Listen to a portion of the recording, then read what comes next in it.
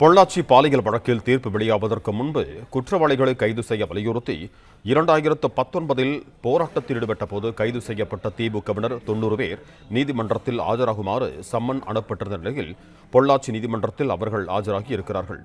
இது தொடர்பான கூடுதல் விவரங்களோடு இணைகிறார் எமது செய்தியாளர் பூபதி.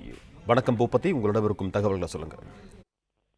வணக்கம். அதாவது பொள்ளாச்சி பாலியல் வழக்கில் சம்பந்தப்பட்ட குற்றவாளிகளுக்கு தண்டனை தர வேண்டும் என கடந்த 2019 ஆண்டு பொள்ளாச்சி பாலியல் வழக்கு சம்பந்தப்பட்ட குற்றவாளிகளை கண்டித்து திமுகவினர் மார்ச் 2ஆம் தேதி மத்திய பேருந்து நிலையம் அருகே ஆர்ப்பாட்டத்தில் ஈடுபட்டனர். இவர்கள் காவல்துறையிடம் எந்த அனுமதியும் பெறாமல் ஆர்ப்பாட்டத்தில் ஈடுபட்டனர்.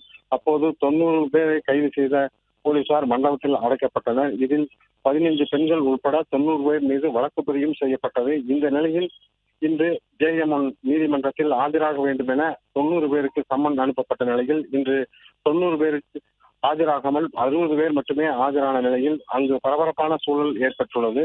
இது குறித்து ஆஜரானவர்கள் கூறுகையில், குற்றவாளிகள் மீது உரிய நடவடிக்கை எடுக்கப்பட்ட நிலையிலும் அவர்கள் தீர்ப்பு வழங்கப்பட்டு தண்டனை கொடுக்கப்பட்ட நிலையிலும் எங்களை நீதிமன்றம் அழைத்துள்ளது. ஆகவே அரசு இந்த வழக்கை தள்ளுபடி செய்ய வேண்டும் என கோரிக்கை விடுத்துள்ளனர். நன்றி பூபதி, உங்க தகவல்களுக்கு. பிளே ஸ்டோர் மற்றும் ஆப் ஸ்டோரில் இருந்து பாலிமர் செயலியை QR கோடு மூலம் பதிவிறக்கம் செய்யுங்கள். செய்திகளை உடனுக்குடன் பெறுங்கள்.